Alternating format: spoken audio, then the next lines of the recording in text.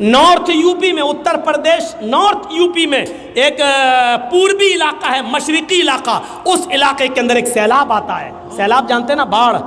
ایک سیلاب آتا ہے پانی کا، بڑا خطرناک سیلاب، بڑی خطرناک باڑھ. درخت بہہ گئے، جھونپڑیاں بہہ گئیں، بڑی بڑی بلڈنگیں گر گئیں، بیل بہہ گئے، گائے بہہ گئیں، بھیڑ بکریاں مر گئے. اتنا خطرناک سیلاب تھا. جب سیلاب تھوڑی دیر کے لیے بند ہوتا ہے تو کچھ لوگ اس گاؤں کا حال دیکھنے کے لیے آتے ہیں. پورے گاؤں میں سناٹا ہے، لاشیں تیر رہی ہیں، جانور مرے پڑے ہیں، لیکن کچھ لوگ پانی کے اس طرف اپنا مال بچانے میں کامیاب ہیں اور ایک طرف بیٹھے ہوئے ہیں، لیکن پانی اتنا زیادہ ہے کہ وہ اس طرف نہیں آ سکتے ہیں. کچھ لوگوں نے ان لوگوں کو ادھر بیٹھا ہوا دیکھا، لیکن وہ پانی کہ اس طرف نہیں آ سکتے ہیں. اسی بیچ کچھ لوگوں کی نظر پانی میں ڈوبے ہوئے ایک پیڑ کے اوپر پڑتی ہے، جو آدھے سے زیادہ پیڑ ڈوبا ہوا ہے. ایک پیڑ آدھے سے زیادہ ڈوبا ہوا ہے اور اس کی ایک ڈال کے اوپر ایک آدمی بیٹھا ہوا ہے اور اسی ڈال کے اوپر ایک زہریلا سانپ بھی بیٹھا ہوا ہے. آؤ میں آپ کو بتاؤں، ایک ہی ڈال ہے اور اس ڈال کے اوپر آدمی بیٹھا ہے اور اسی ڈال کے اوپر سانپ بھی بیٹھا ہوا ہے.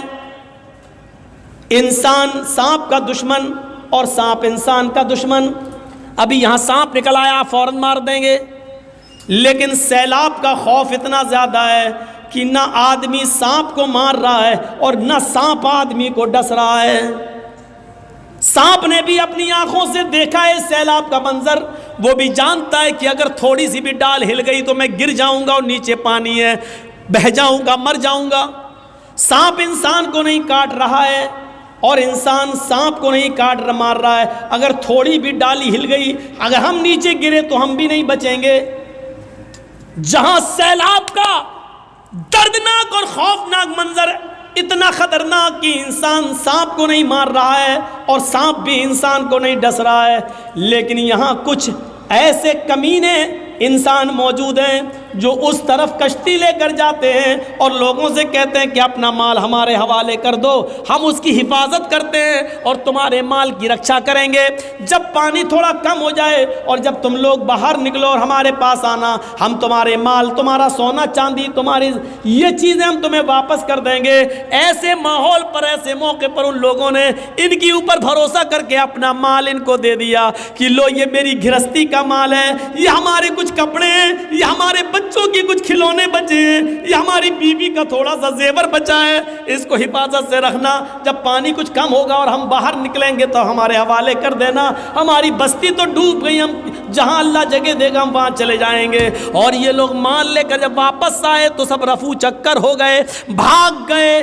میرے بھائیو، آج انسان کا حال یہ ہو چکا ہے کہ ایسے موقع پر بھی ان لوگوں نے دوسروں کی مجبوری کا بھی فائدہ نہیں، مجبوری بھی نہیں دیکھی اور ان کا بھی مال لوٹ کے بھاگ گئے، فرار ہو گئے. جہاں انسان سانپ کو نہیں مار رہا ہے اور سانپ بھی انسان کو نہیں مار رہا ہے، ایک سانپ بھی انسان کو ڈس نہیں رہا ہے، ایسے موقع پر سب سے بڑا یہ سانپ انسان بن گیا جس نے اپنے بھائیوں کو ڈس لیا ہے، ان کا مال اور ان کا سامان لے کر فرار ہو گیا ہے اور بھاگ گیا ہے اور ان لوگوں کو سپرد کر گیا ہے کہ تم جانو تمہارا کام جانے. میرے بھائیوں، جب دنیا پرستی ایسی ہو جائے، مال و دولت کی لالچ جب اس حد تک بڑھ جائے تو یقین مانیے پھر اللہ کی عبادت ہونا مشکل ہے اور یقین مانیے پھر زندگی کو آپ صحیح اصولوں پر نہیں گزار سکتے ہیں.